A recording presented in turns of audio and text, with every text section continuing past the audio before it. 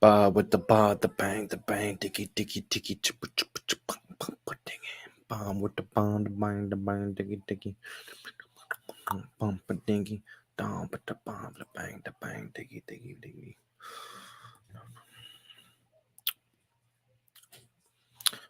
With the bang, diggy, diggy, diggy, bump, a diggy.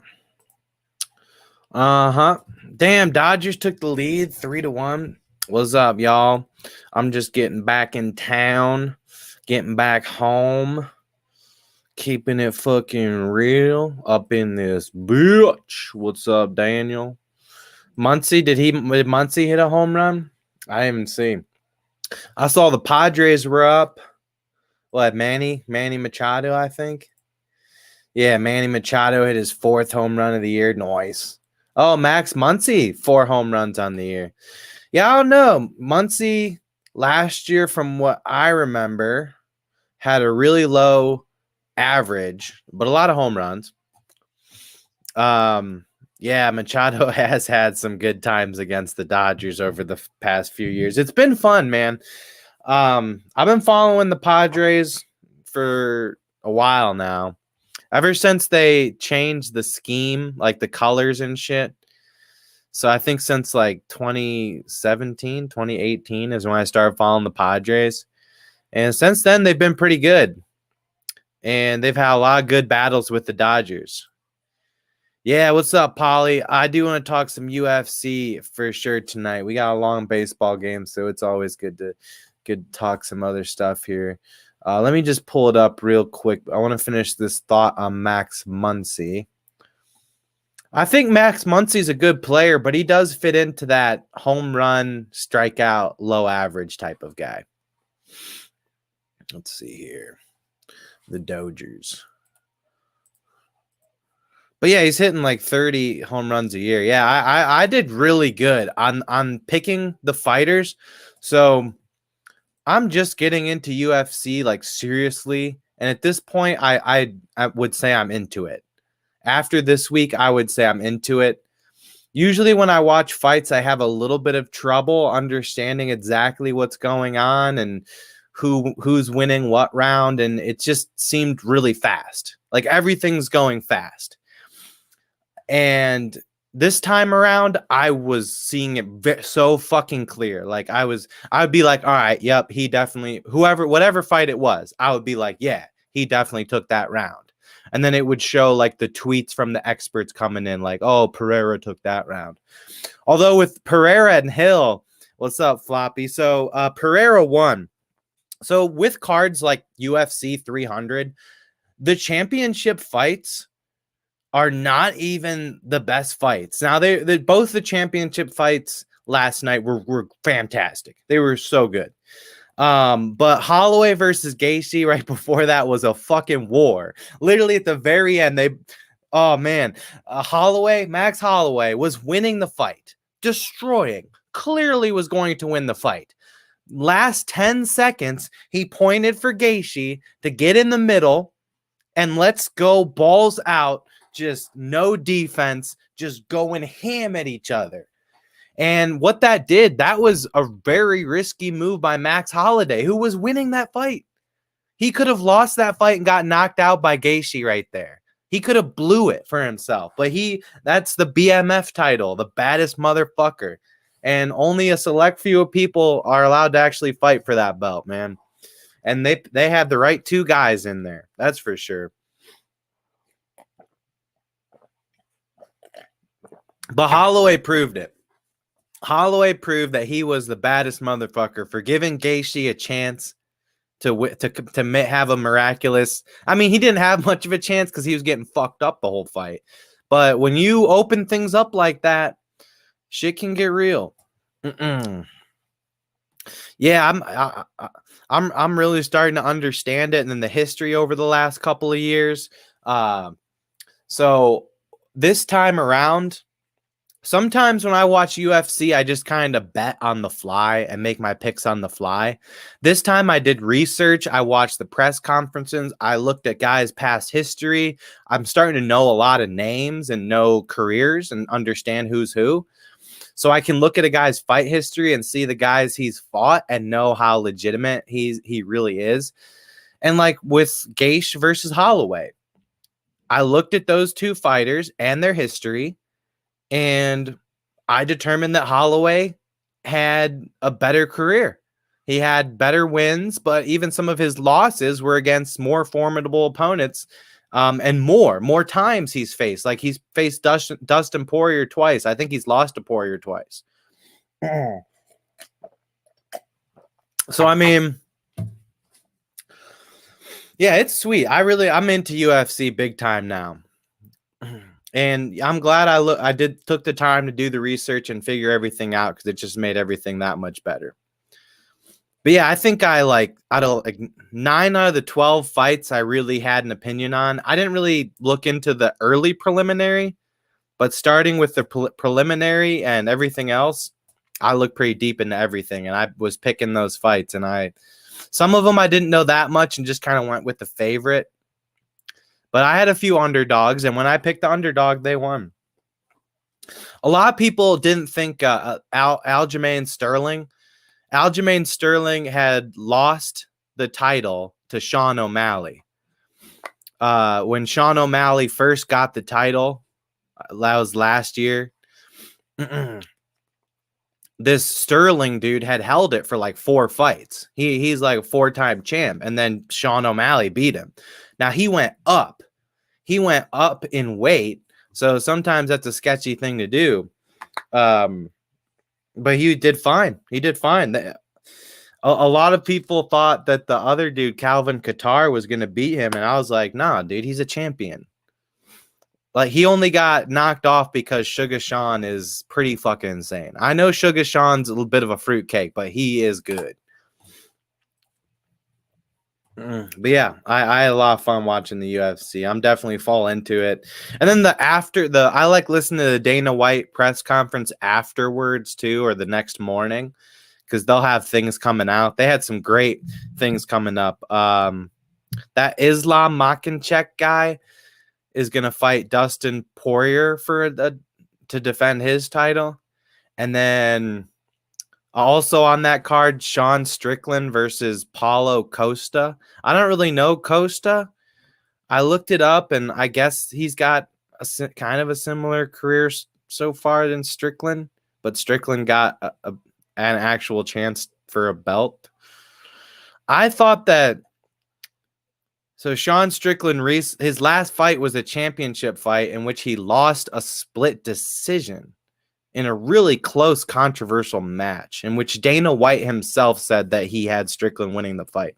So I don't know why Sean Strickland and Dreykus wouldn't be doing a rematch, but whatever. It is what it is. That's the thing about UFC. You know, it's not all black and white. That's kind of what makes it fun. Sometimes you don't get your way. But honestly, I had more fun watching UFC 300 this year than I did the Super Bowl. There wasn't, like, the Super Bowl, you sit there and you end up complaining about all this liberal bullshit and all this New World Order shit. The UFC 300 was just people fighting, and it was good sportsmanship too. There was some beef and a little bit of drama here and there, but for the most part, it was good sportsmanship. Like, but yeah, I'm super glad Alex Pereira won, because the other dude was this cocky black guy, and I felt a little bad for him, Jamel Hill. I mean, he hurt his Achilles, tore his ACL, but playing basketball. So shut up, dude. Like, you know, it's not like he got hurt in a fight. He got hurt playing basketball. And he worked his way back. Like, I'm not gonna feel bad for you if you get hurt playing basketball, bro. Sorry. And he was just super cocky. Like, they were super respectful until the last few days. And then at the press conference, he like held up this stone thing, like mocking Alex. And Pereira he don't speak English either. He don't even speak English. And this dude's like talking hella shit. So I think Jamel Hill's a pussy. I don't think he would talk that shit if Pereira understood English. But yeah, I'm glad he got his ass knocked out, because he was all cocky and shit. He deserved it. It was sweet. Pereira got hit in the balls, and Herb Dean, the referee, comes in there to stop the match because you get a little time if you get hit in the balls. And Pereira's like, "Nah, I'm good, bro. Let's keep fighting." And right after that, knock the fuck out of Jamal Hill. Knock the fuck out of him, dude. But yeah, it was sweet. Like all the fights were interesting and good. Holly Holm, UFC legend. She was a huge underdog against this new bitch. There was this Olympic jiu-jitsu girl who had been really good in MMA but hadn't fought in like an official UFC fight and made her UFC debut or some shit like that. And yeah, it was nuts. And she beat the hell out of Holly Holm. She beat the brakes off Holly Holm. Smothered her. But again, I mean, she should have. Seeing how good she was, she could immediately fight Raquel Pennington for whatever. I think she's in Raquel Pennington's weight class. She would beat the shit out of Raquel Pennington. They should do that fucking fight tomorrow and she'd be holding the belt. Kayla Harrison's a bad fucking... She's hot too. Some of them, they clean up nice. Like they look a little manly and gnarly in the ring, but they clean up nice, man. I'm sure I would look gnarly in there and girls wouldn't think I was that cute. And then if I cleaned up a little bit. Yeah, but anyways, let's get back to we could talk more UFC if people want to do that, but I want to talk some baseball. Because I was UFC'd out yesterday, man. Like it was just 6-7 straight hours of just UFC, and man, just captivated my attention. Oh man, that's right. Muncie was a Oakland guy that they let go, huh? I mean, he didn't do nothing to show him. He didn't show him anything. Didn't show him power. Didn't show him average. Didn't show him shit. And then misses a year. Must have spent the year in the minors or something. And then 2018, at age 27, was really his first year doing much. And he did a lot. 35 home runs. Batted 263 now. His average has been up and down. This year, it's at 246. He's doing pretty good. He's leading the league in strikeouts, though. He's probably going to be up there in strikeouts, 30-plus home runs, 85-plus RBIs again. But yeah, this is a guy on the Dodgers. When people look at the Dodgers, they kind of think, well, this isn't really the same team. This isn't the same powerful Dodgers team. Because typically Max Muncy was almost like a bonus. And he kind of is. But Max Muncy was like your 6th or 7th guy. I mean, they might have batted him 4th or 5th in the lineup. But when it really came down to it in terms of star power and big names, Muncy was kind of down there. And Muncy's one of those guys where it kind of, I don't want to say make or breaks the Dodgers, but it makes or breaks the traditional Dodgers of being really fucking stacked. If Muncy's still really good and hitting 30 home runs, then they're still really stacked. If not, maybe this isn't like the craziest Dodgers team we've even seen in the last 10 years. Now with Mookie Betts, I mean, remember they had like Trey Turner. They had some crazy teams. When they got Trey Turner, the year they traded for Manny Machado, there was some crazy Dodgers teams. Now, in terms of the firepower at the top, that's what they have right now. Mookie Betts, Ohtani, you get the biggest name in baseball. And Freddie Freeman is still Freddie Freeman. I guess he's not doing anything crazy. Oh, they're getting the best out of Teoscar Hernandez. Look at that. Already with 5 home runs, 17 RBIs, batting about 300. And the young James Outman is struggling, but had a pretty good year last year.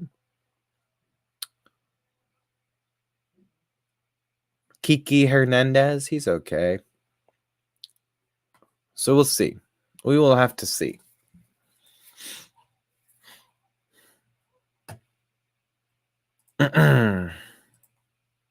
This shit working on Facebook. No one watches me on Facebook. No one watches the baseball. Everybody watches the basketball from Facebook. The B-ball streams. All right, what's going on here? Jake Cronenworth with a full count. All right, let's get in the Crone zone, baby. Come on, the Crone zone. Swung on and bounced to the second baseman, and that is going to be an inning-ending double play. Cronenworth fucked up that one real bad. He fucked it. Do up Mookie Betts, Otani, and Freeman. There you go. Nice.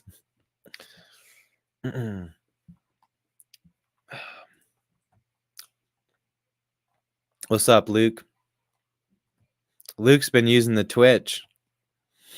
He's been using the Twitch, man.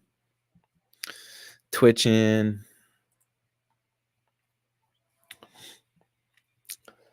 But yeah, this has been a fun series throughout the years. I mean, anytime these two teams get together, we had some legendary games.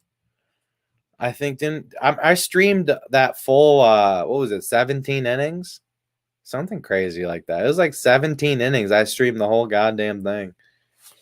That was pretty exhausting. I don't think I could do that again. Oh. God damn. I smoked a lot of cigarettes last night. I didn't really do nothing else, but I smoked a ton of cigarettes. It's got me kind of mellowed out today. I feel like cigarette hungover. I don't usually smoke cigs unless I'm drinking.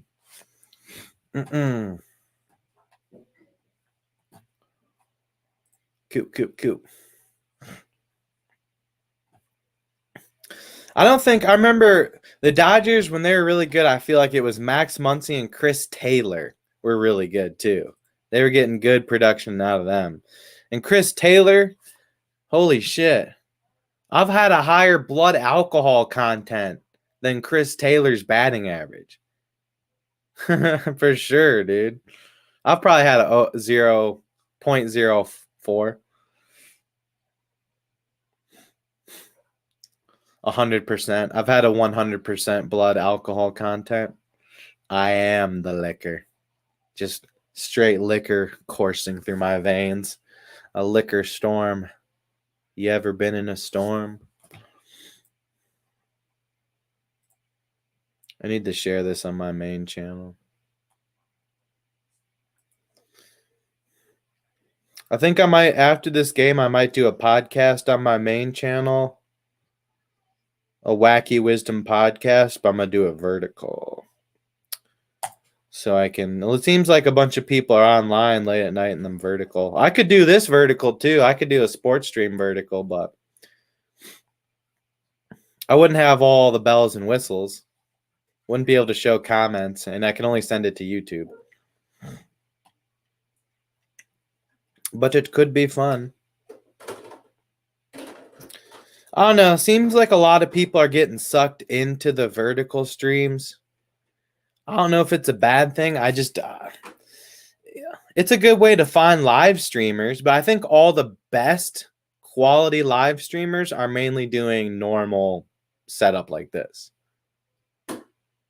I think there's a lot of junk and a lot of people that think that I can just put a phone in front of my face and it'll be good content. Some people can.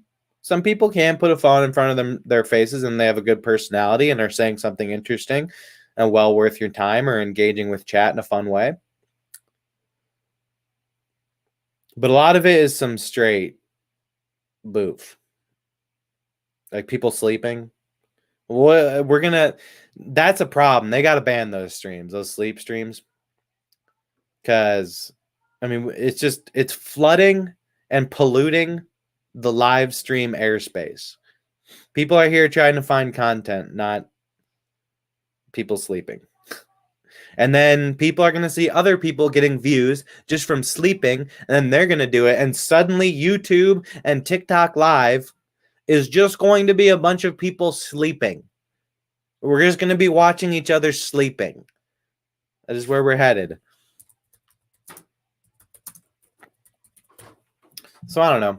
But I guess who am I to, you know, if people like it, people like it. Who am I to ride my high horse or claim to be better than anyone else? Hold on a second. Get out of here. You can't sneak up on me while you're taking a bath. I just pooped. It smells. I know you pooped. I should have seen that coming.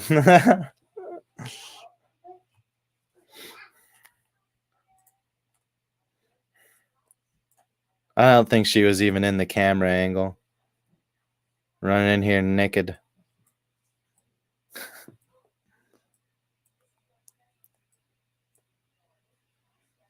Okay, yeah, we're good.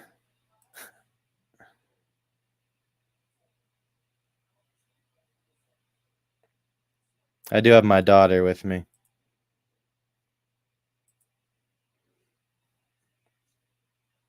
Yeah, good, perfect. I went back in time just to make sure. Close one.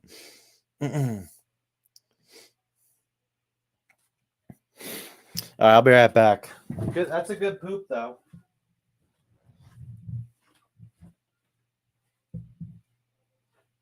Good poop. I told you. I didn't poop in the bath. Good job. Everyone in the bath. Everyone in the bath. Don't splash.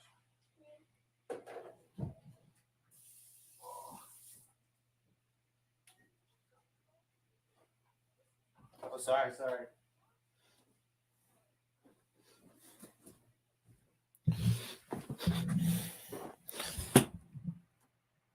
Okay. Now we're good. We're back.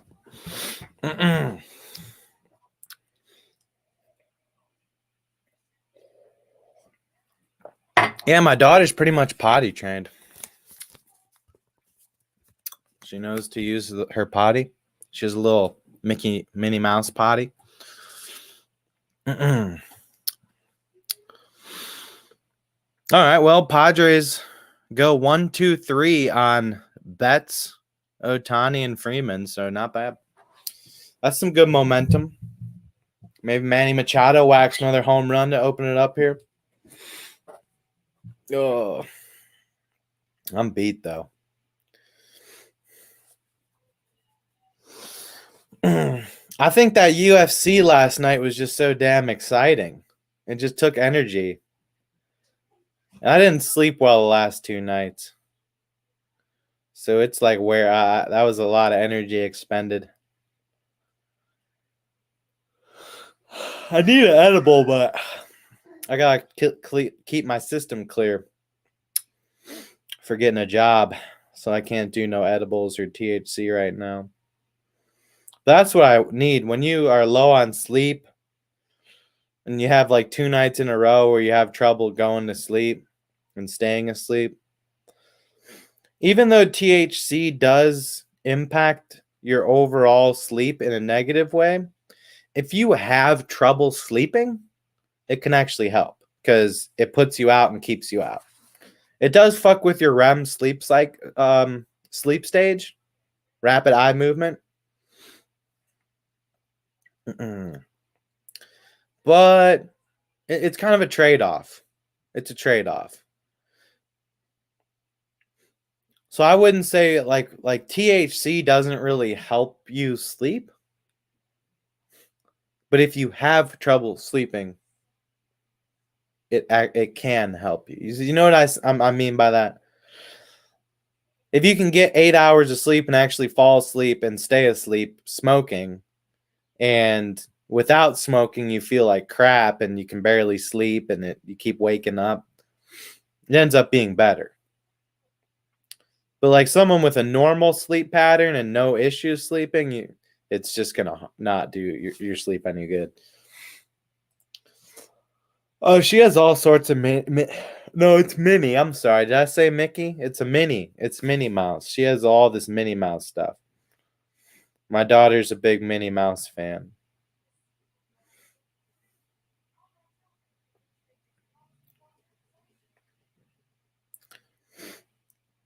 My brain feels a little melty like butter.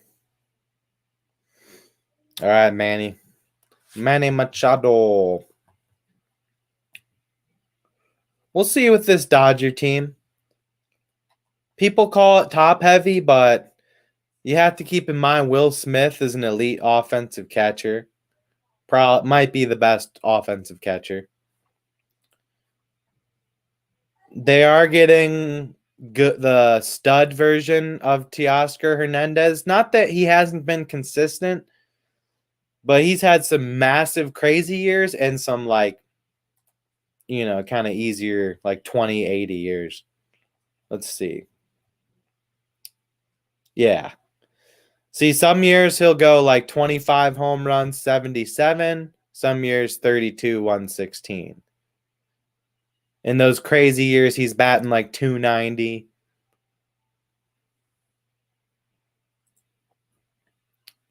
What did he do last year? 26 home runs, 93 RBIs last year for Seattle. But since 2018, he has hit over 20 home runs. Even in the shortened season, 16 home runs in 50 games for Teoscar. So that's a pretty good bat. I think some people don't know about him. What's up, Luke? What's 163? Oh, hits? Yeah, he did have a lot of hits. Well, yeah, it's actually a good job pointing that out. That year he went crazy, 163 hits in 143 games. So anytime you have a significant more hits than games played, that's a big deal. Played 160 games last year, so I mean he's a guy that plays a lot of games and stays healthy, and he's been pretty consistent. I guess he's not really up down guy. He has been mashing pretty hard. I was kind of wrong. I thought he had like a down year.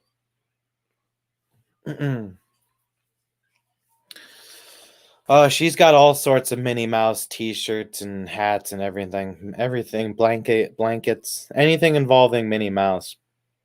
She has it. Toys. Different types of Minnie Mouse toys. She's got it all. I guess Gavin Lux could kind of pop out of nowhere, but I highly doubt that.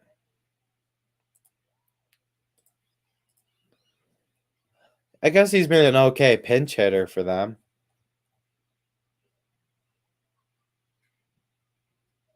He had a lot of triples last year.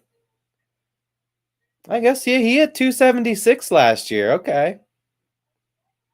Oh, shit. Was this today? Did I miss this? No, this must have been yesterday. Bench is clear after inside pitch to Profar. Well, Profar is up to bat now. Profar is playing really good this year. He just struck out, though. Or no, is that a walk? That's a walk. Cool. All right, 2 men on for the Padres. They might be getting something here. Bring in Ha-Sung Kim. Ha-Sung Kim.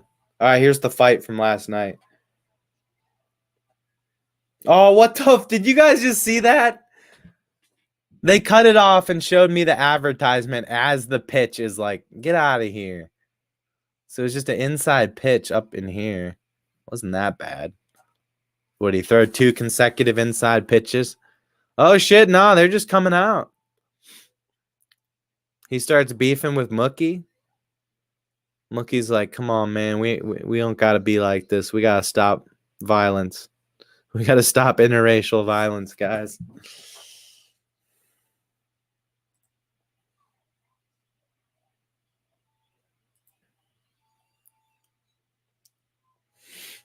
So, yeah, the Dodgers' true ceiling relies on a couple of guys. But these 4, and I'd say Max Muncy still has it. And it's looking like they're going to get Teoscar. So, yeah, you do have 6 players in your lineup that are very, very good. And then if you can get some solid utility play out of Kiki Hernandez and Gavin Lux, and Outman gives you some offense in center field. I don't know if Hayward's going to be good or not.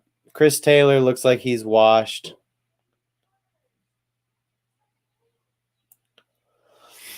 The pitching doesn't scare me that much, but it's doing well so far.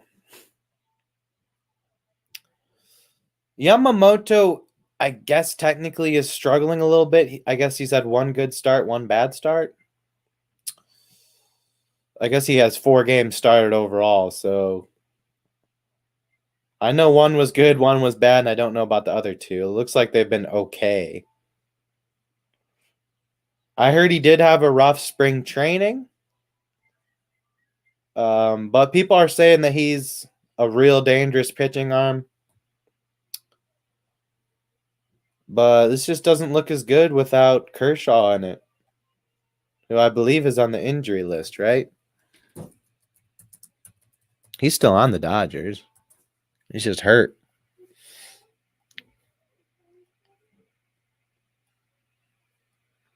Oh, he's on the 60-day IL. I don't even know when he's going to be back.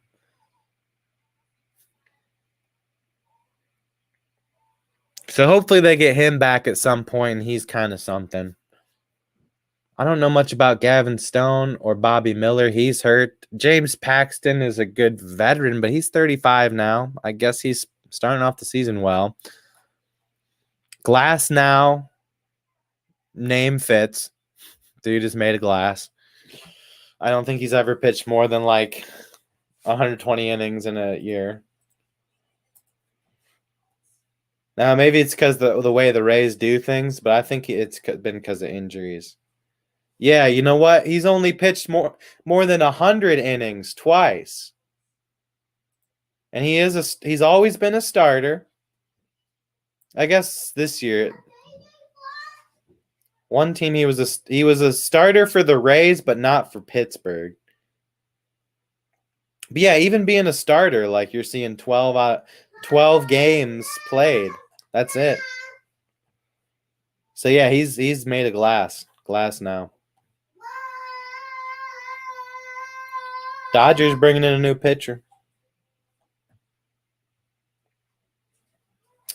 I'm going to take my daughter out of the bath. I will be back. Although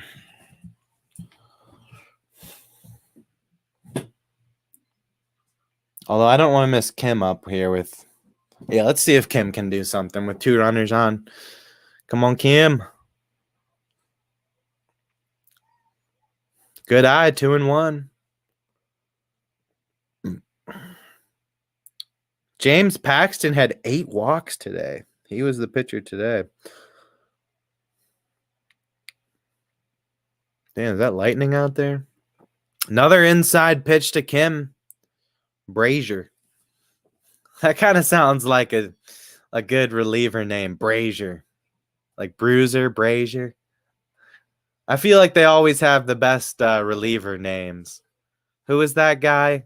They had a couple of good ones throughout the years. There you go. Kim's going to get the walk. Bases loaded. Oh, they got Joe Kelly still? Fucking nerd. Fuck. I don't know. Joe Kelly's okay. The whole thing's kind of nerdy. All he really did is like what? Stick his tongue out at the Astros. Oh, big whoop. Like if he would have punched Jose Altuve in the face and called him a little midget cheater, then yeah, I'd say Joe Kelly's cool. But all he really did is like make a face at them, and everyone loved Joe Kelly just because he made a face at the cheaters. Remember there was that wannabe Joe Kelly kid who was all cocky and arrogant with the glasses, and he got tagged for a game when he lost the game. He was winning, and then he blew the game. Do I think Freddie Freeman is going to get an RBI? What's up, Patrick? I don't know. I mean, it's already the top of the 6th inning, so... Oh, man. Double play for the Padres. They are going to get a run in. That is going to score him a run. I'll take it, right? Yep, Manny gets home. We'll take that. 2-3. But if the Dodgers hold this lead, then they're not even going to be batting in the bottom of the ninth. So you don't have many more chances for Freddie to get an RBI. I think he just got up to bat. So I'd say probably not. If I had to guess, we're already in top of the sixth. They're going to have the sixth, seventh, and eighth. That's 9 outs.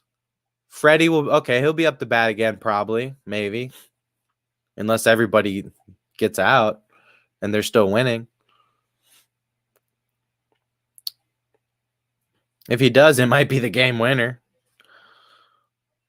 Oh, and then there you go. Padres going to get an infield single, kind of mishandled there. That might go down as an error.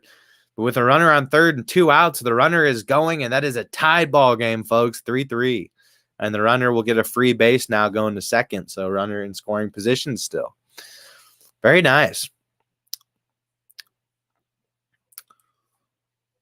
Sometimes you just got to get a little lucky. That was Jackson Merrill, Padres young guy. They're hoping to get something out of him, and he's been all right so far. Yeah, they called that a single. Let's go. Single RBI and then an error. Huh. So everybody got a little bit of something.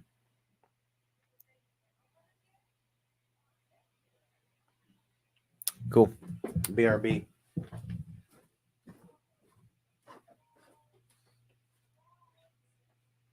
All right, come on, you gotta watch it in bed now.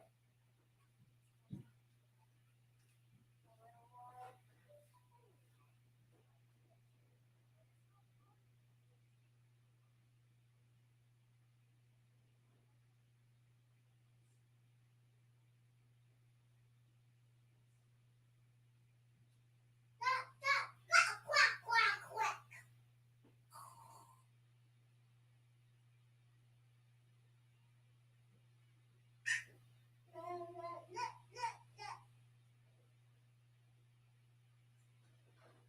Oh yeah. Oh, yeah. Take me home tonight. Yeah, what's the word? We gotta put her back so she can get dry. Hey, Daddy, what's the take me home word? Daddy, what's your favorite song? Oh. My favorite song is Thuggish Ruggish Bone.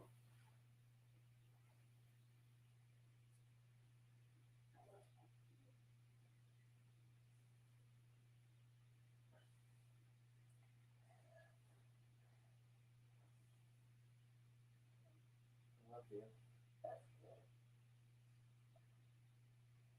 Hey, Daddy, what's on the wall over there? That's your picture. For me? It says, "Love you, Lana." The kite on it? Mm-hmm. What's that on it? That's the Cleveland Browns.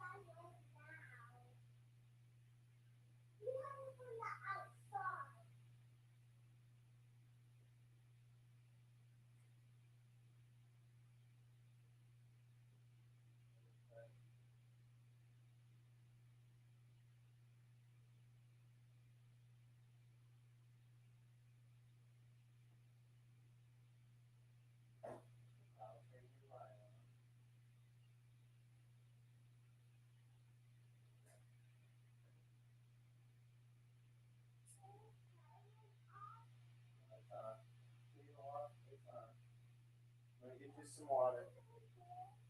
Yeah, hold on.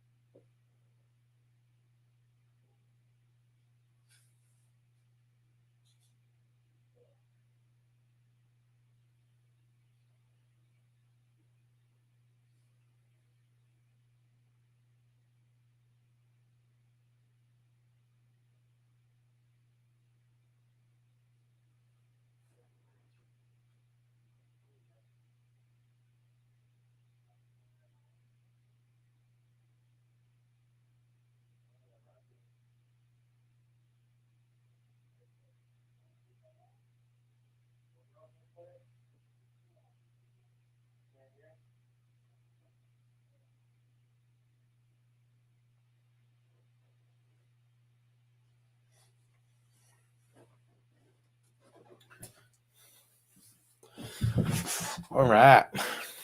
Oh shit, De Los Santos. Yeah. Former Indians player. I miss De Los Santos. We need him right now. I know that the Cleveland Indians, their bullpen's been playing well. That's my main team. My second team's the Padres. But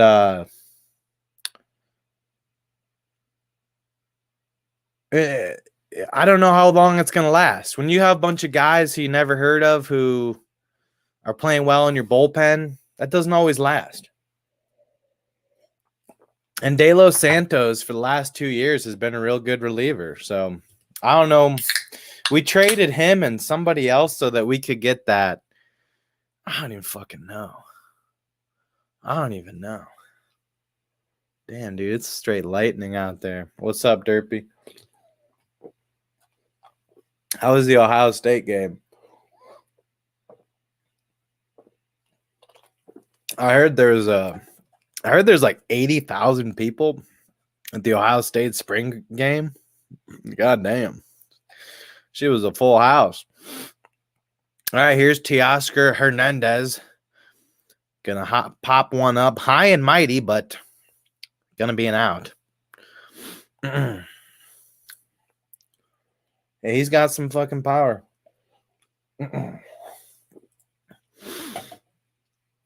That's crazy. That's crazy. We got one of the biggest fan bases. It's a big year for Ohio State. Coach Ryan Day. Oh, you sent me the picture. Hell yeah. That's probably pretty cool. Must have been pretty loud there, dude. I mean, I guess it's a spring game, so it's not like people yelling that much and getting too excited. Someone's all drunk at a spring game. I bet on the white team. Let me see. Let me pull that up.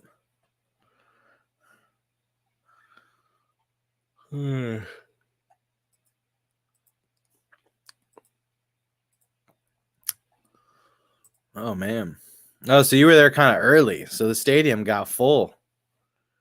So you were there early. Like this got full, man. If there was 80,000 people there. I've never been to Ohio State Stadium. This is kind of the same setup as Akron Stadium. Obviously, Akron Stadium isn't as big, but Akron has a pretty big stadium. For University of Akron, I used to live right by it. I used to work there, like outside the stadium selling parking tickets. Yeah,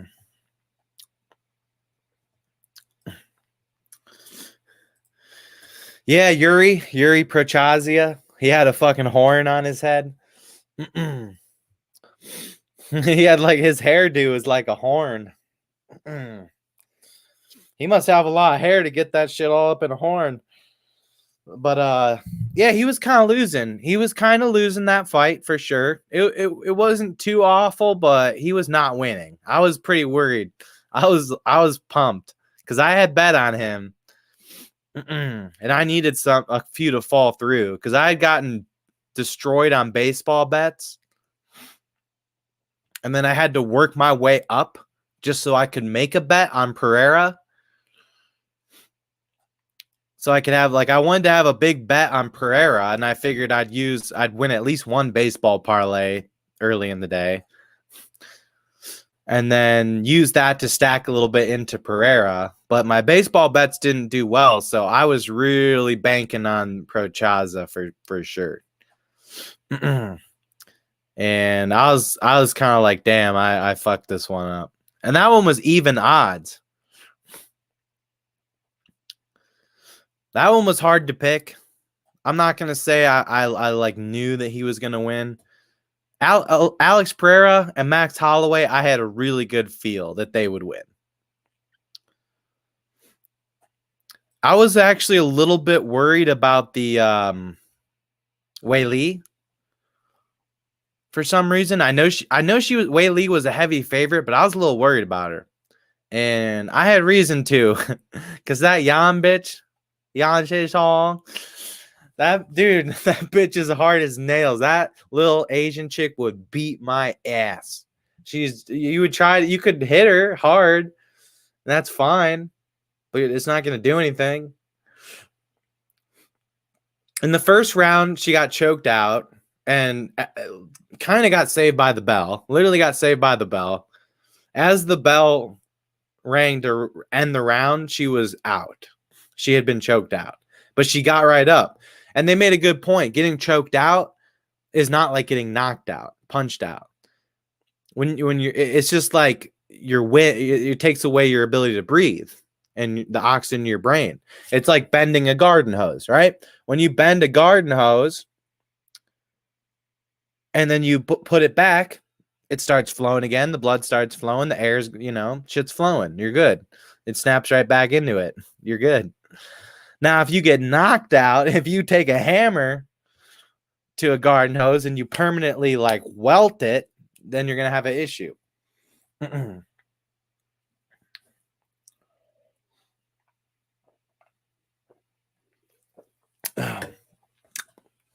Dodgers couldn't do nothing. Yeah. So here we are. Beginning of the year. What a fun baseball season this is turning out to be. I wish I could have been live for the Indians game today, but I was with family. The Indians were losing 3-0. They ended up battling back. It was a 4-4 ball game. Estevan Florial, a former Yankees player, hit a home run, a go-ahead home run for the Indians. But then the Yankees tied things up in the top of the ninth. And it went into extras. And then the Yankees made it 7-5 in the top of the 10th. And the Indians slowly, of course, Josh Naylor involved. He didn't do anything too crazy, but he did something. And then Silly Willie got kind of lucky. Josh Naylor would have been out at home, but the dude kind of fumbled it a little bit. He fumbled the bag, and the throw home was late. Naylor snuck in there. And then it was up to Andres Jimenez, who is a good professional batter, knew that all he had to do was get that ball in play with one out and a runner at third. And he did so. And he got a sac fly nice and deep to right. And it was a party in Cleveland today. All right, let's see what the Padres can do here. The Zan man up first. Has a walk today. Other than that, nothing. The Xander Mander.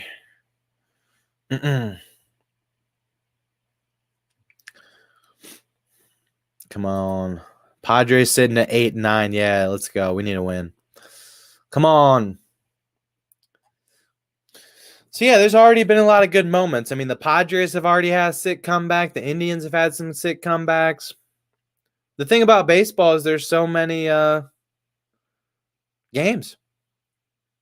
So, of course, we're going to have a lot of action already. There's been so many games. You can't catch every game, but catch a couple per week, you're going to see some good shit. I watched in the very beginning of the year, that Mariners game that went really, really late. I think it was Mariners versus Red Sox.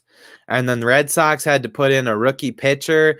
And Julio Rodriguez came up to bat. Oh, and I had a bet on the Mariners, a parlay with the Mariners.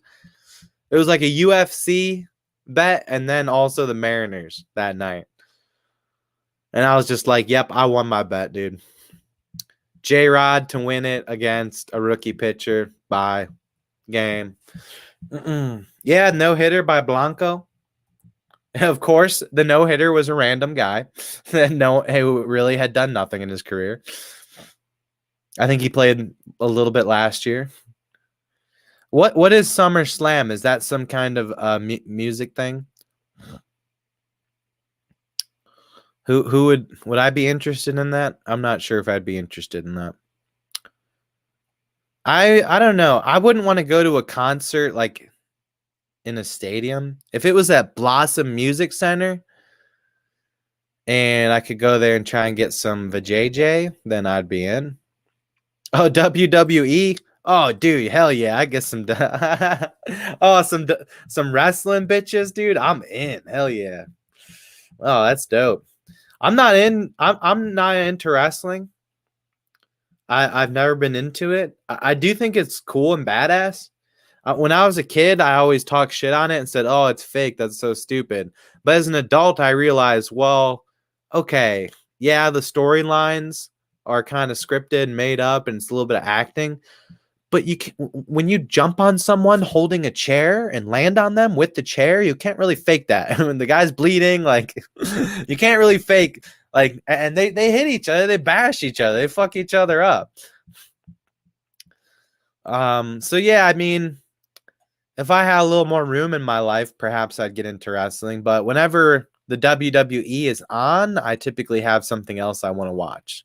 So I just don't have the time to get into it. I'm kind of now with the UFC that I'm into that. I mean, I didn't even watch much baseball today. I was watching the Indians and I was watching the Masters. The Masters was okay in the beginning, but then Scotty Scheffler ran away from it. Dude, fuck all those LIV Saudi Arabian golfers wearing their team logos, their LIV team logos in a PGA Tour event. Fuck that shit. Get that shit out of there. No one's talked about Bryson DeChambeau, Phil Mickelson, Patrick Reed, Brooks Koepka for 2 years.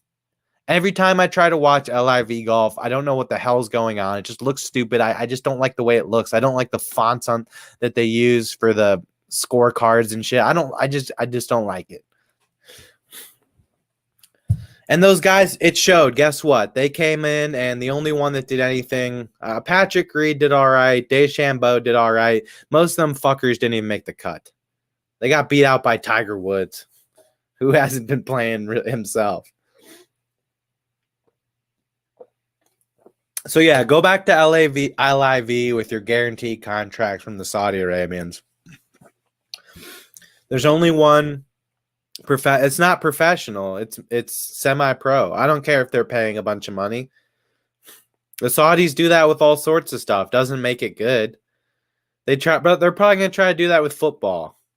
The Saudi Arabian Football League. It could work because they have money. They'll be like, "Hey, Patrick Mahomes, how much is Kansas City?" Although you can't really get out of them deals. But like Caleb Williams, the rookies, for example. A potential Saudi Arabian pro football, American Football League could steal rookies. Like I say, Caleb Williams, we have $100 million contract for you, guaranteed. 2 years, $100 million, $50 million a year. That little shit would take it so fast. Right, yeah. People get messed up and go to the hospital. So while but the acting is funny. It's fun and it's funny. It's badass. Like the storylines are fun and entertaining. So who cares if that's fake? When people get fucked up, that's real. Yeah, Shaq got table tossed. One table toss and done. Shaq is tough for an NBA player, but I wouldn't call Shaq like that tough of a man. Well, anyways, this pitcher that just came in, Fire Eason, you're about to get fired. because the bases are now loaded for Manny Machado with no outs. Let's go, Manny. Yeah. Oh, yeah. Money Machado. Let's get this shit. I fucks with Manny hard. He was one of the reasons I really started like solidifying myself as a fan of the Padres. I was like, fuck, they got Manny. I always like Manny.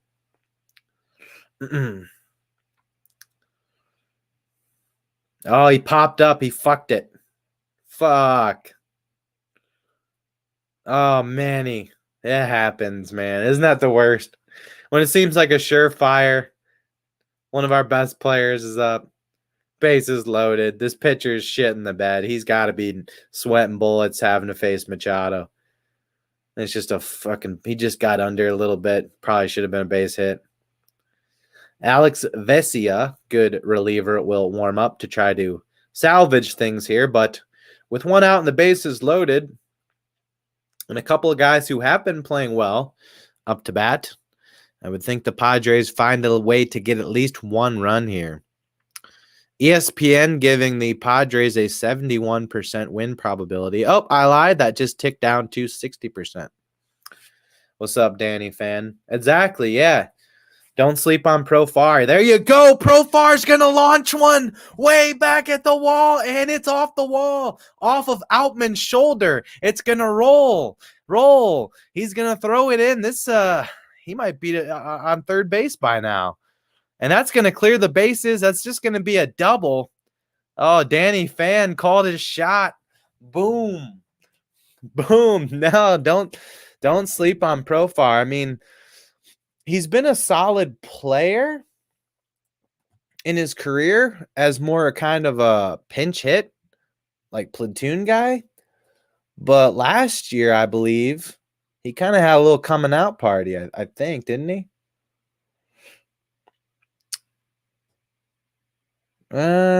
Maybe not.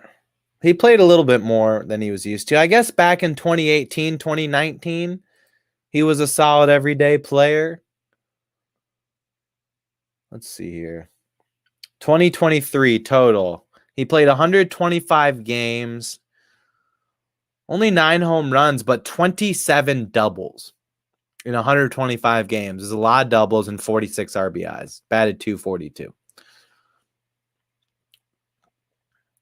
So for a guy who is mainly a platoon dude, aside from these 2 seasons in his career, that was pretty solid. And so far for the Padres this year, he has been playing very well.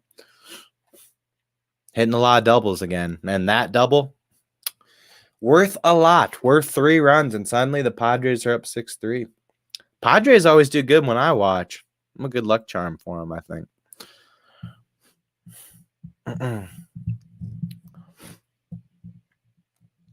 Oh, yeah, they're showing some commercials for some Johnsonville brats. But it's like no white. Dude, white people have cookouts too, bro. There we go. White people have hella cookouts. What is this commercial all about? Here we go. Let's have multiracial cookouts, guys. I'm down.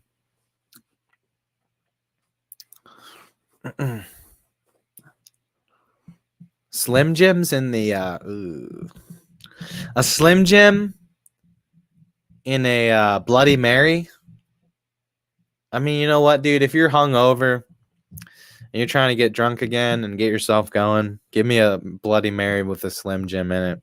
I'm good. Problem, Bloody Marys seem like a heartburn and ready to go, though. I don't know. I don't think I've ever had a Bloody Mary, dude. I drink straight gas station vodka, bro. Fuck a Bloody Mary. I drink that shit from the bottle. You know how those gas station vodkas, they have like the little safety seal on it? So like you pour it slowly. I fucking rip that little piece of plastic off and just go. All right. Well, Dodgers were wise to get Alex Vesia warmed up. He will enter the game. Oh, they ain't fucking with Kim. They ain't fucking with Kim, dude. They'll face the catcher Campusano instead, who's been good. This catcher has been good. He had a good year last year in a limited sample size. Really good year. Bad 300.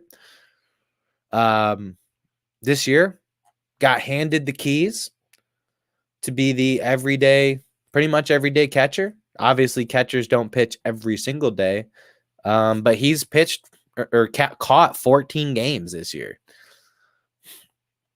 And you look like, what, they played about 17 games. All these guys have played all their games.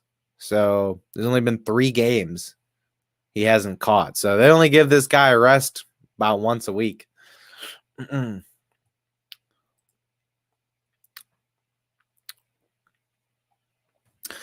The whole idea, like, as America as a melting pot, though, I feel like that was more just like the European countries, like Spain and France and all that shit. What's up, Lightning?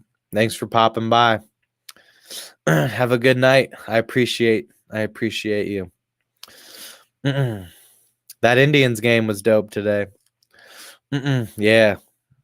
Yeah, I wish I could have been live for that. That was wild. That was fucking wild.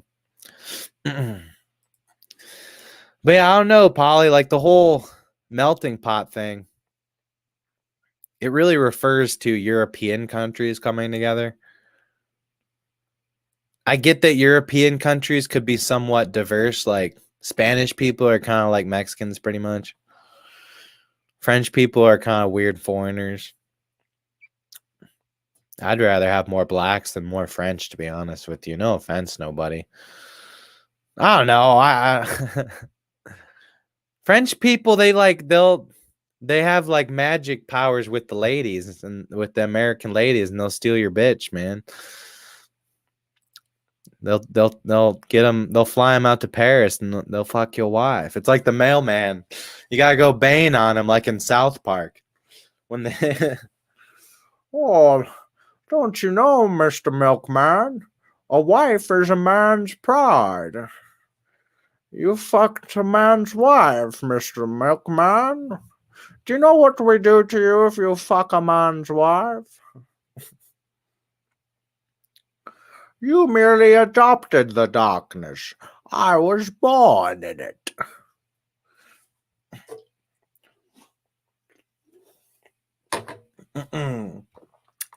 Is my Bane voice good? I need to make a list of all the voices I could do. That Bane was pretty good. I can do Obama, obviously. I can do a little Donald Trump. Who else can I? That's about it. Damn it. I can do some. I have some other ones.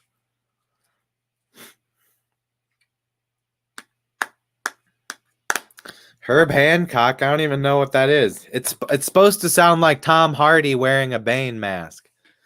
I like Tom Hardy. He's a cool actor. That movie Bronson, about Charles Bronson, Britain's most violent prisoner. I'm Charlie Bronson, and I'm Britain's most violent prisoner. But yeah, he was a super famous prisoner. It's based on a real story. The real Charles Bronson, he was a badass. He kept getting kicked out of jail, and they'd have to move him to a new jail. I mean, that obviously kind of happens sometimes with people, but it was over and over and over. They didn't know what to do with this guy. Eventually, it was like, you know what, man? You're causing your original charges aren't that bad, and you're causing more damage in jail than you are. I think you'd be better off just free. And they freed him. He went to so many jails and just fought everyone every time and won, and all the guards, and just couldn't be contained. That they said, you know what? Jail doesn't work for this guy. We're either gonna have to put him down or just let him be free and hope he doesn't. I think robbery is what got him in trouble originally. But yeah, it's a pretty cool movie. I don't know where you would find Bronson these days. I know it used to be on Netflix, but Netflix is just kind of gay nowadays. Dude, Netflix sucks. I don't know why their stock is rocking so hard. I mean, I get that they're getting some sports on there, maybe. Yeah, they're getting the Jake Paul fight. Fuck that. I'm not watching that bullshit. It's offensive to me. It's just I can't believe people are excited about that. People that don't even care about combat sports care about that. It's like, man, I mean, I'll admit some of that bullshit.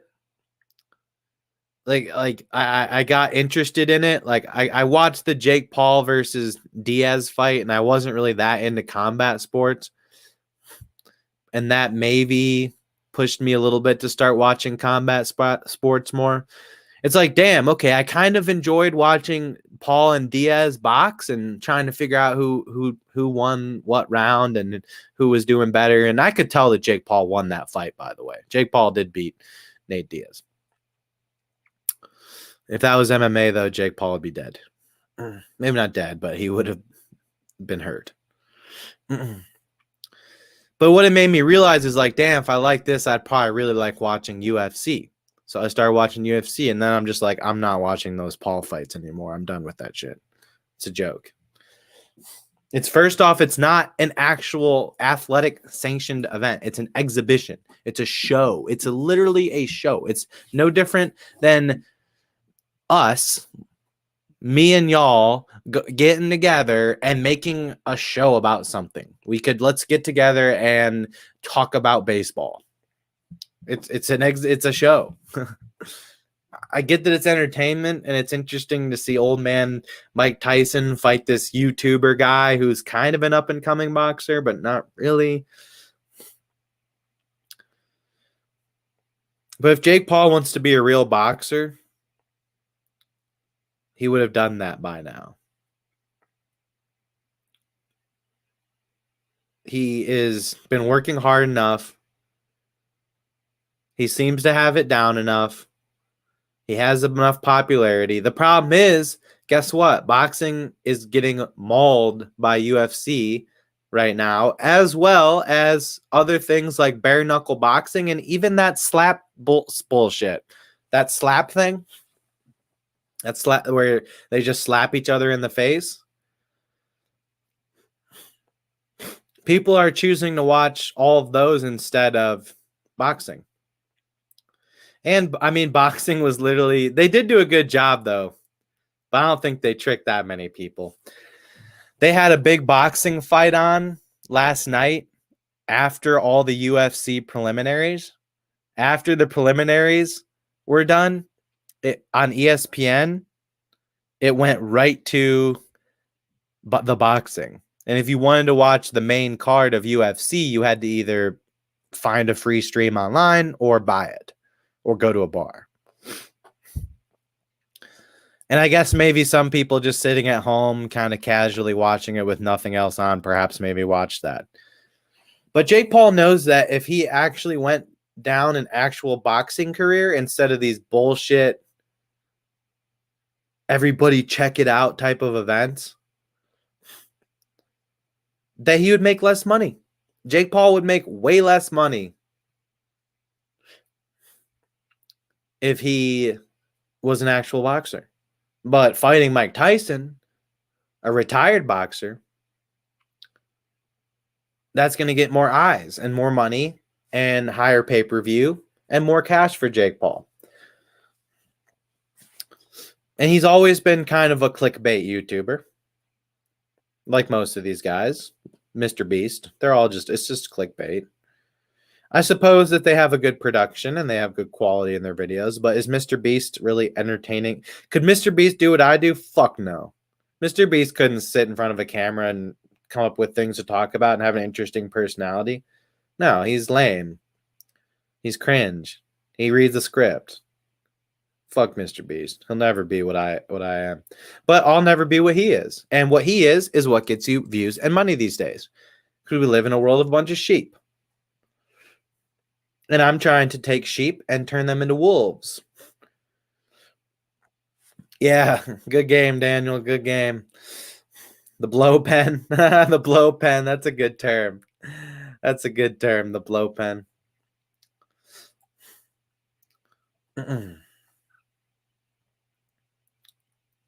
Yeah, if I had the same resources as Mr. Beast to put together different content outside of live streaming, imagine what I'd be able to do. I don't even have time. I'm raising a child. I have a daughter. I only have 50% custody, but I also I can't I'm you can't just click your fingers and make money off this and quit your day job. Like I have to have a day job. I also work out. I really care about working out, lifting weights. I care about like sports and activities and spending time with family.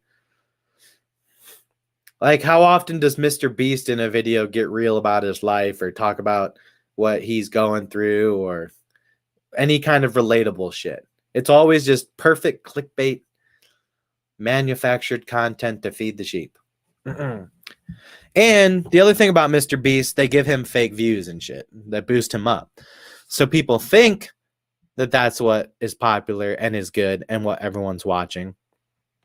So they get a lot of people watching Mr. Beast and guys like that just because the fake bots and fake views. I mean, how do you think Aiden Ross got so famous? Any of those guys? Although I don't watch Aiden Ross. Maybe he's not that bad. I don't even know. Maybe I shouldn't talk shit on all these people.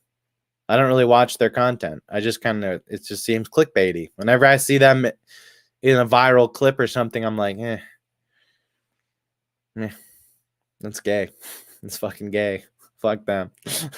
Why are they famous and I'm not? Fuck these dudes.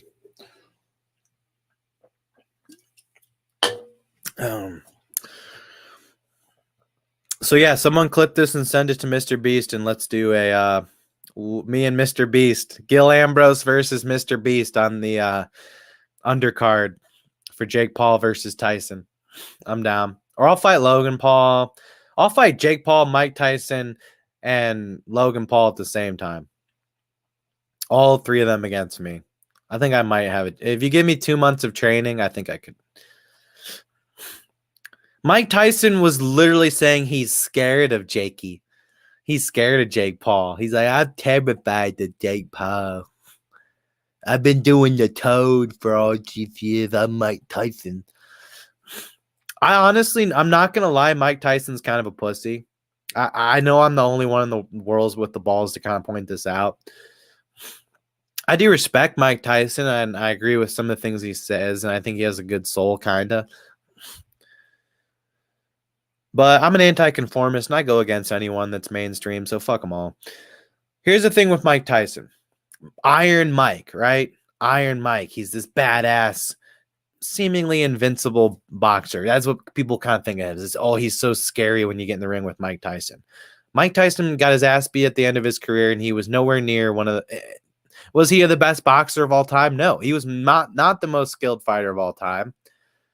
Was he really one of the meanest dudes of all time? I don't know. I think he just had some childhood trauma that he was angry about. Because if you see Mike Tyson in like when in his prime and people would troll him, like media people would ask him questions that make him angry, and he'd be like, "You're not a man. Why don't you, little white boy? Why don't you get up here? You're not a man." And it's like, dude, like you got to understand, you really don't have the mental capacity to understand that you're a famous person. People want to get a reaction to you, and you're just giving them what you want. It's like me when I used to get angry at the trolls and react to the trolls. Same concept. I don't do that shit anymore.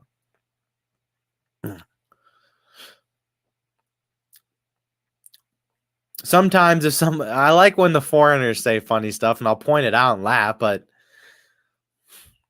I try not to do that shit. I stay away from that.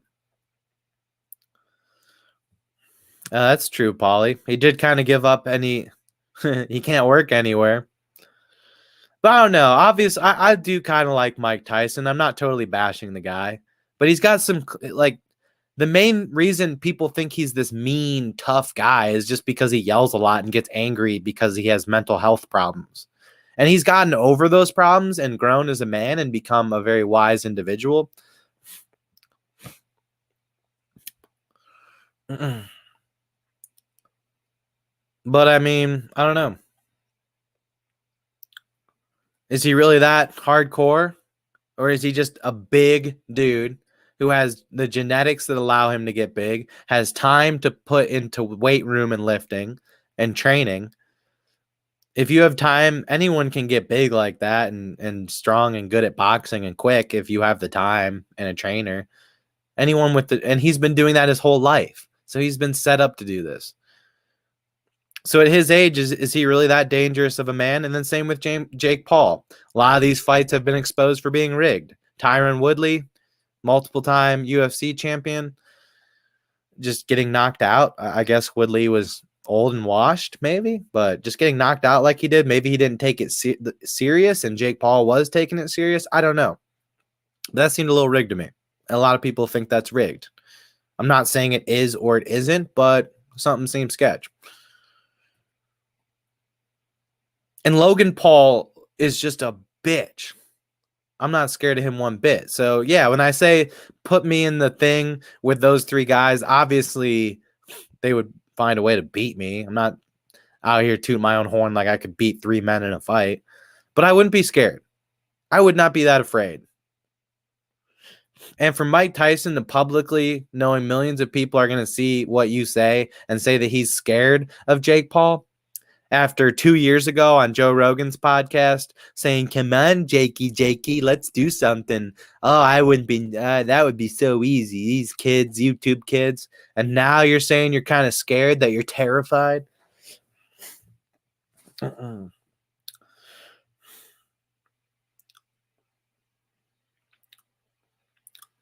again, yeah, those three guys and Mike Tyson, if I boxed Mike Tyson right now, he'd beat the hell out of me. But I wouldn't be that scared of him. I'm not afraid to get my ass beat. How are you, if you're a fighter, how are you not afraid? You know you're going in there. Even if you win, you're going to take damage. I also am one of those gnarly fuckers that's had my ass beat before, and I just lay there like some, like, you know, like the bad guy, the villain in some movies. They're just laying there, and when you kill them, it doesn't even bother them. They're like, yes, take me out. I've had my ass beat, and I've just been like, come on, keep hitting me. I don't give a fuck. Come on. You can't knock me out. Keep going. Keep going. They're just wailing on me. I'm like, come on, keep going. I'm just bleeding everywhere. My eyes swelling. Like, yeah, that's right. I don't give a fuck. So I do have a little bit of that warrior in me. And I think that's what makes the difference between a UFC guy and a boxing guy. Boxing guy, you have these big gloves on. Yeah, you can get knocked out. Yeah, you can get hurt. But UFC, you can get hurt a lot quicker and a lot worse.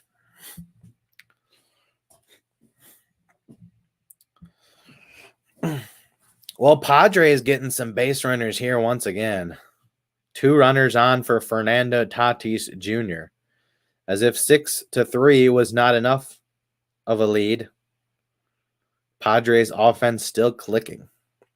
Let's see what Fernando can do here. Oh, inside pitch. So now Vesia even having trouble. The Dodgers have won the regular season series versus Padres in 13 straight years, but they've had good battles the last couple. They've had some good back and forth series, some close games, some fun games, playoff games too.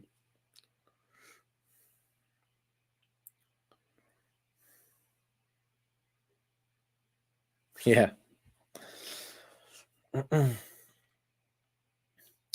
Yeah, people in the UFC have balls on their face. Like they have so much swelling.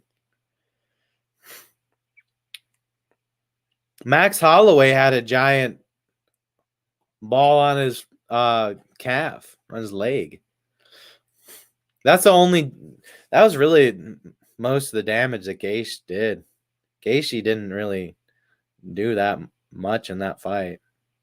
I mean, he returned some strikes. There was a few moments where it was kind of like, oh shit, Max has been teeing off a little bit and winning this fight. and getting way more significant strikes. But there was a few moments where you're like, oh shit, Justin might get him right here.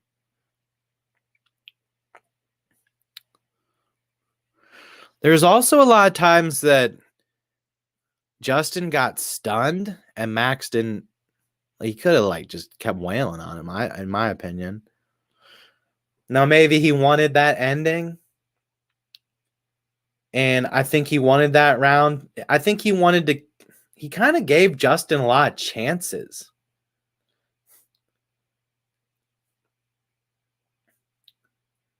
And I think that was noble of him, because if Max would have continued to attack the nose of Gage, there would have been a huge blood issue, and he wasn't having any problems getting significant strikes to the head.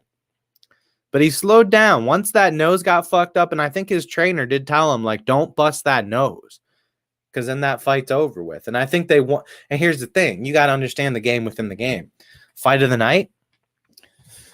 It's the $300,000 bonus. So he's looking for fight of the night. Max is thinking, I'm in control of this fight. I feel like I'm going to win this fight no matter what. With how I'm outstriking him right now, which is Max's specialty. He's one of the best strikers. And that match had zero wrestling. I don't think anybody was even in the clinch at all in that match.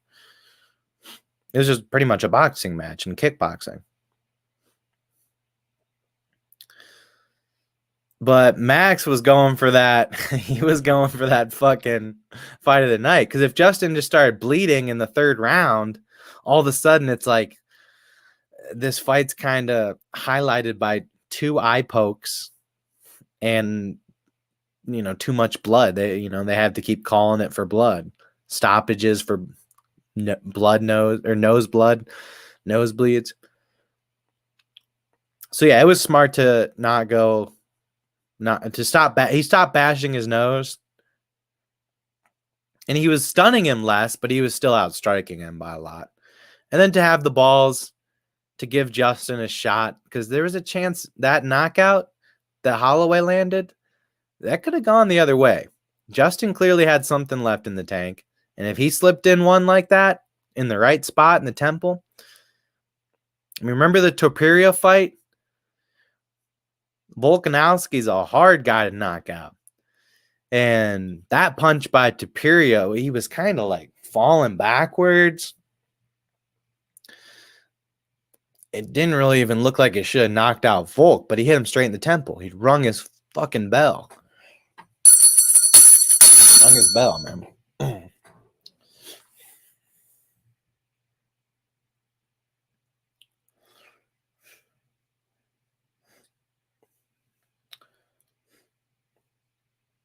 Well, the Dodgers somehow got out of that jam. I missed it. I got in this UFC and I wasn't even watching.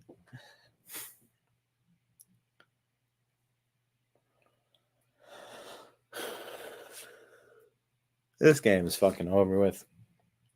I don't know. Tani's up to bat. He's got a weird shoe thing. Something's going on in this game. Something weird.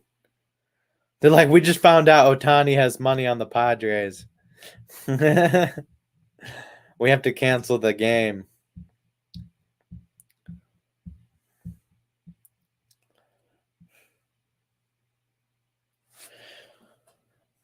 Yeah, I'd been following the standings the last week. They were both going to be in the play-in tournament for sure. It was a lock that they were going to be in the play-in for a little while. I think for the last week. I don't think it came down to today. The seeding came down today. The Warriors will play the Kings, who they took care of last year in the playoffs.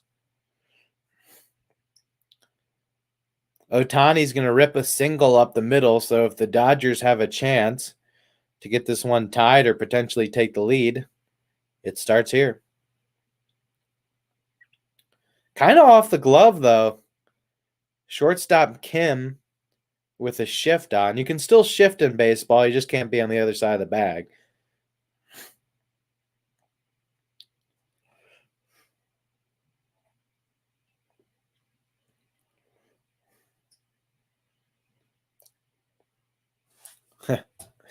I asked someone who they wanted to win the playoffs, and they said anyone but the Warriors.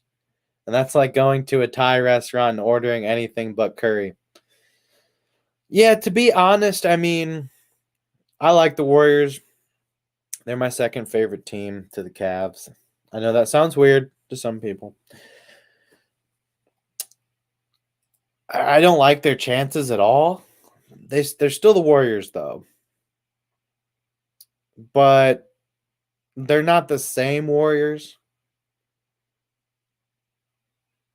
So unless something crazy happens, I mean, they might not make it out of this play-in tournament. There's good teams in this play-in tournament. They might not make it out.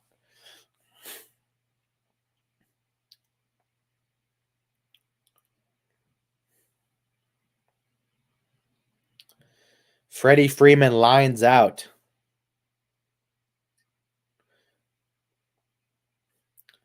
Xander quickly trying to throw the ball to first base as Ohtani was off the bag, but he dropped the ball, so no double play there. But that does take away some momentum. Although Will Smith up the bat, don't forget about him. He's their 4-hole hitter. He's 2 for 2 on the night. Will Smith with a home run right here. Suddenly be a 6-5 game. Much different in the bottom of the 8th.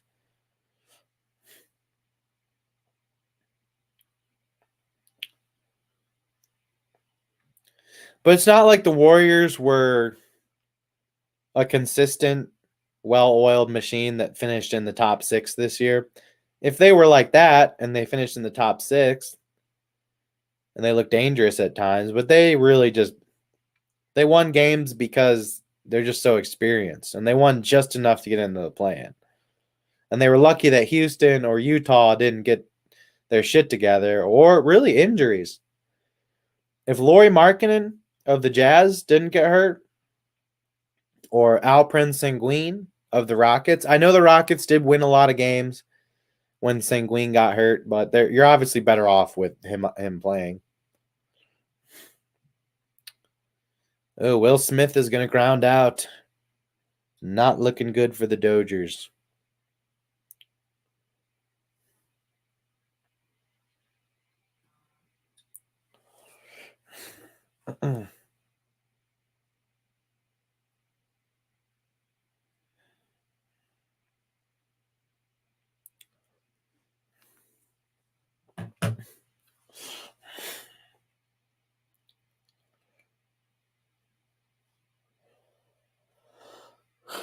But yeah, you never know. You never know. And same thing with the Lakers. Yes, hypothetically, it's LeBron. Playoff LeBron, you never know, but they got to get out of the play-in first before we start talking. And it's not like, yeah, let's see, where did the standings end up today? Who got the number 1 and 2 seed? I guess there could be a chance with the Warriors. If the Warriors and the Lakers get the the Suns are actually in the play-in tournament. So the Suns aren't that bad either. Suns, Lakers, or Warriors potentially. And the Warriors finished their season pretty well. They end up 9 games above 500. With how young the Thunder and T-Wolves are, finishing 1 and 2, there's a chance this year that both the 1 seed and the 2 seed in the West gets knocked off in the first round. I get that these teams had crazy good years, 69% win percentage, 56 and 25, right there with Denver. But we saw what happened last year with the Lakers and what they could do. So you never know. It could happen. Now the Kings, I wouldn't be too worried about the Kings, but even the Suns. I guess the Kings, they were really good last year. Maybe they rekindle a little bit of that. Somebody gets going. I don't think the Thunder or Timberwolves are that established yet. I get that they're really good, but we'll see what happens when it comes to a playoff series when the bright lights are really on. Well, San Diego gets out of the inning. Max Muncy flies out. They had a chance, couple of guys that could hit the long ball there, getting some swings with Ohtani on base, but no comprende.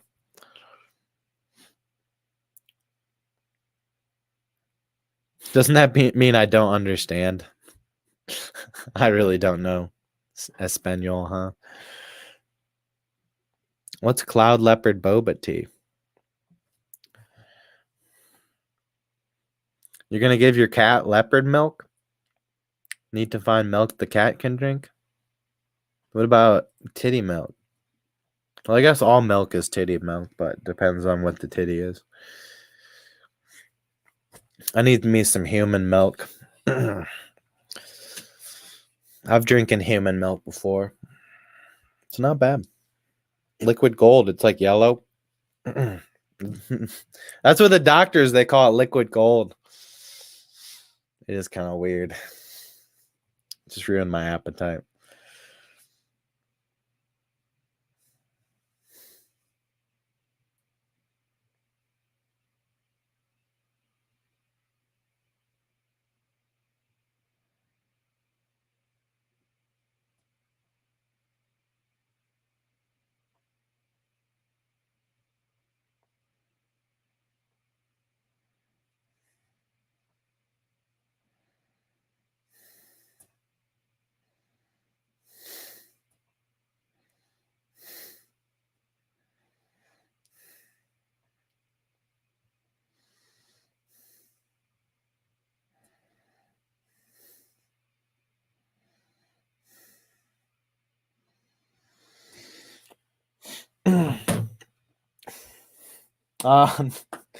You know what? That's a good question, Polly. I was gonna say no right away, but I don't know.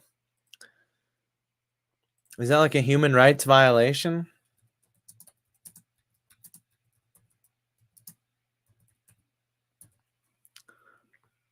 Ugh.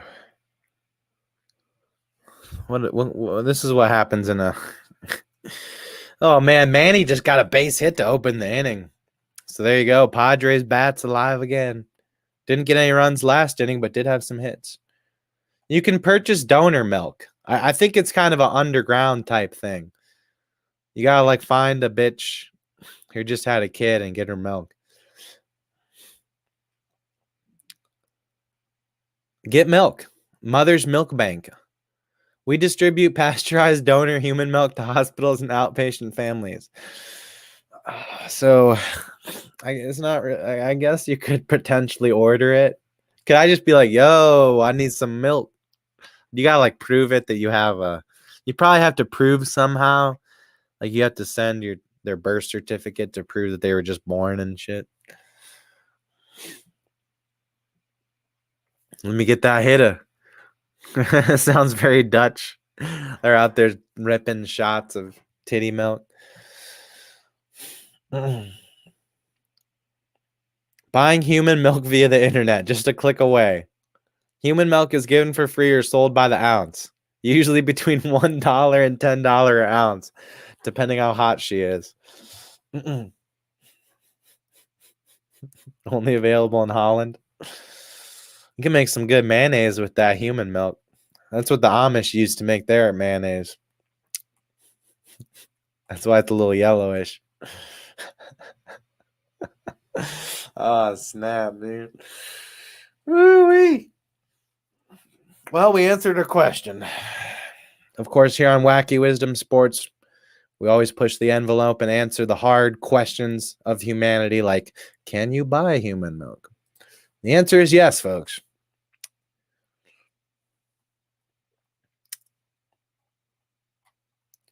Oh, you have to have a prescription, I think. Donor milk is distributed by prescription. I'm trying to get me a script of that. I got to get me a script. Doctor. Yeah, it's like I go see my counselor, my next counseling meeting. I was reading online about human milk, and I was wondering if you get me a prescription for human milk.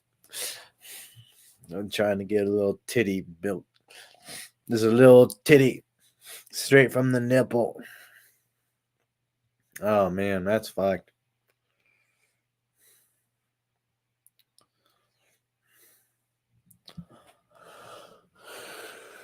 Yeah. All right, one out runners at the corners for Padres, man. They're moving them.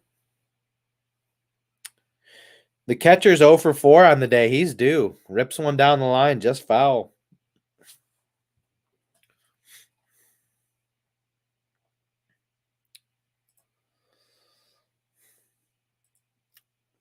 Is there any interesting sports news today?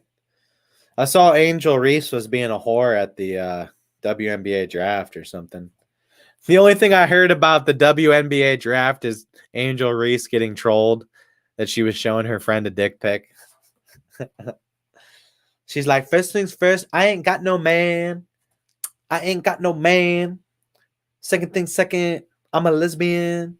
Let's get it straight. I ain't straight. Okay. Huh. Uh-huh. I'm in the WNBA now. Don't you know about me? No, not anymore. Angel Reese and Caitlin Clark's popularity just immediately dropped off. The WNBA draft is just basically a sacrifice for your fame as a college basketball player. Remember, what was that girl's name? Ogunwale from Notre Dame. She was a baller. I knew about her. She was her. She was him, her. But once she went to the NBA, you never heard her name again. And look, I'm not picking on women. It happened with golf. All them dudes that went to the LIV, we ain't talking about nobody. Yeah, unfortunately, Caitlin Clark will probably be a nobody next year unless she's dropping like 40 points a game and going ham and like learning to dunk or something. She needs to do some steroids.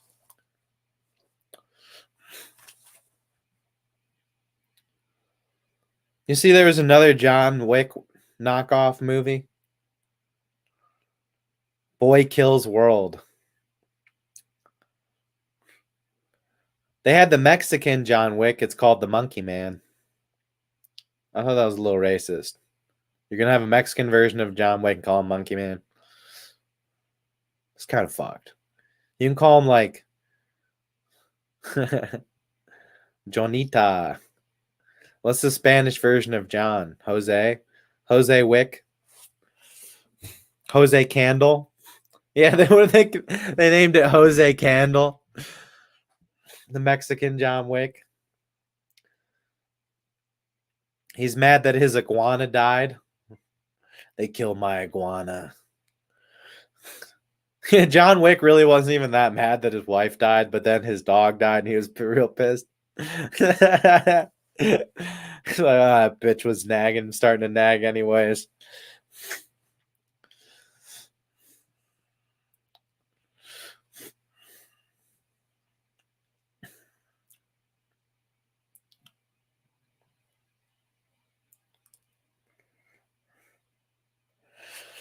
Kenley Jansen's complaining about the baseballs. Bro, you better hope somebody else complain about the baseballs. If you're having a bad start to the year and you start complaining about the balls and you're the only one complaining about the balls, that's a bad look, dude. That just means you're making excuses.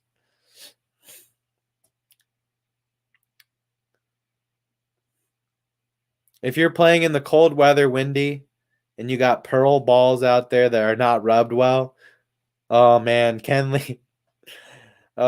He's on the Red Sox now. Man, he fell off. He used to be the Dodgers closer. He's not used to Boston, huh? He's used to playing in LA. He says if his ball is not rubbed well, I don't know where the ball's going. Dude, imagine like being interviewed and saying if the ball is not rubbed well. If you get pearl balls that are not rubbed well. Oh, and Kenley. Well, thank goodness. I kind of forgot about him.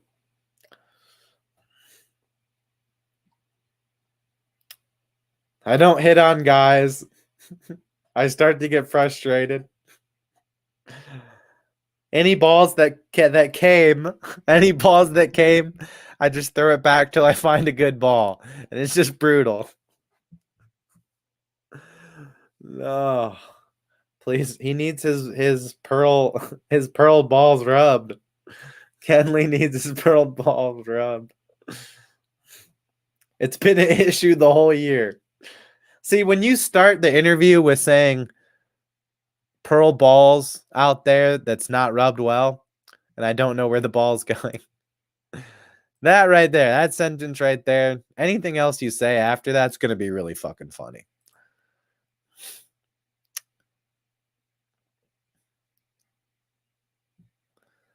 Jansen said he got lucky when he faced Trout, and he got some that are rubbed up balls.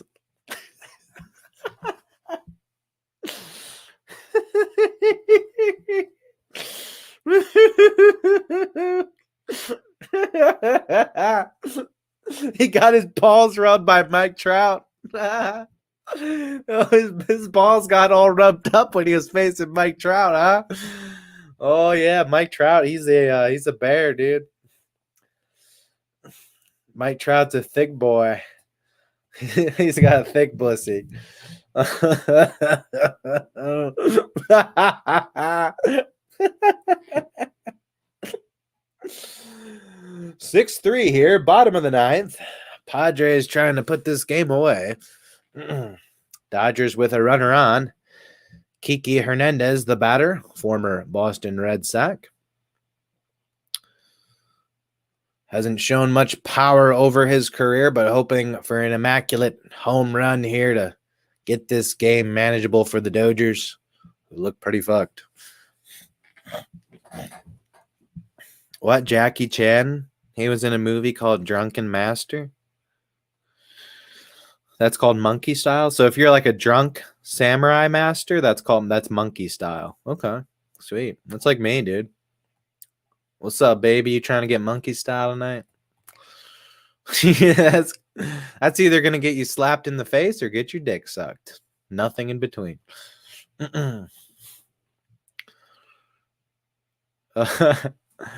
He says a lot of his teammates feel the same way about the rubbed up balls.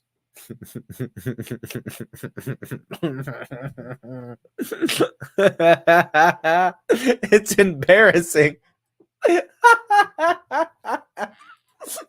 My balls, too. They need to be rubbed.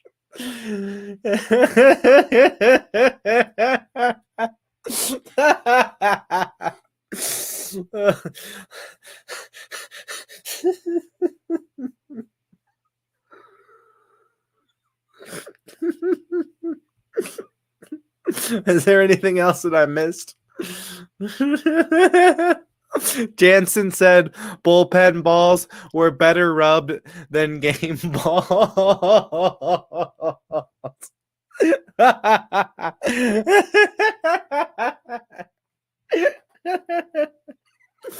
Well, you know what, man? At least I make myself laugh, dude.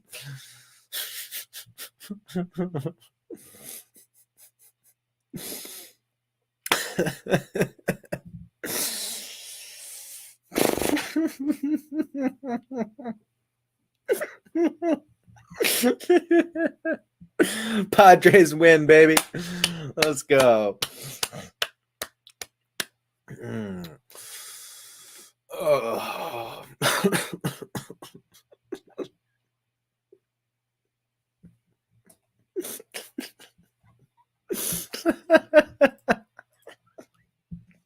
Kenley Jansen. From now on, dude, every time I see Kenley Jansen, I'm going to be dying, dude.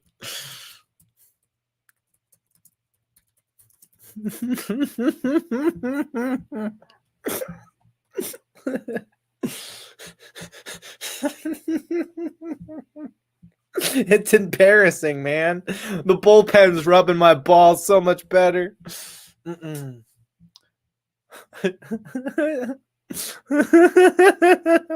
Just rub the ball well. It sucks. I don't want to be the guy who continues to throw my balls out.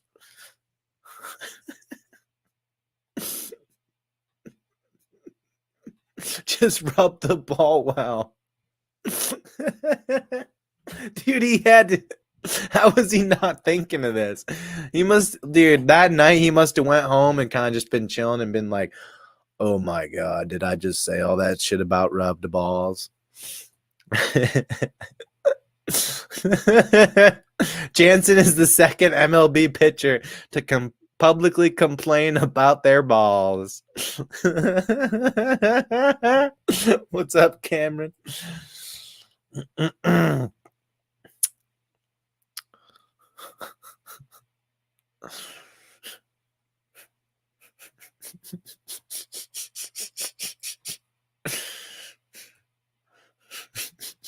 Of course, pitchers cannot use illegal stuff. Great, I agree, he added. But rub the balls.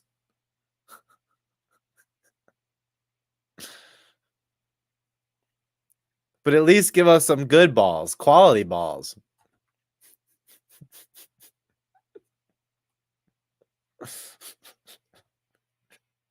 This one's the best. If you play in the cold weather, windy, and you get pearl balls out there that aren't rubbed well, I don't hit guys. I start to get frustrated. And then I didn't care no more. Any balls that came, I just threw them back until I found a good ball.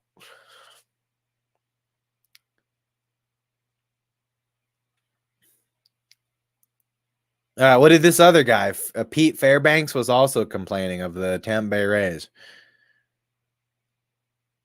They're not uniform from ball to ball.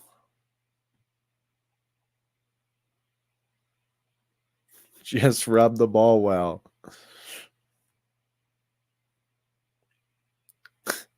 And if the ball feels like it's pearl, I have nothing to grab.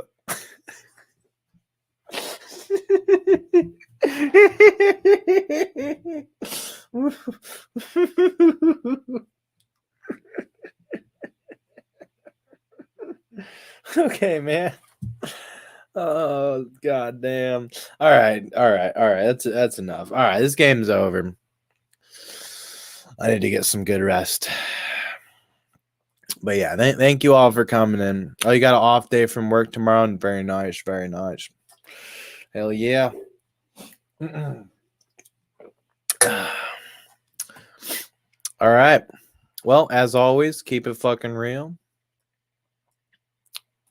Am I frozen right now? Something's going wrong here. Whatever. All right, cool. Keep it real, guys. As always. Yeah. Cool. Thank you for tuning in. Yes. I think I just botched my own outro, but that's okay. You win some, lose some, right? All right. Peace, y'all.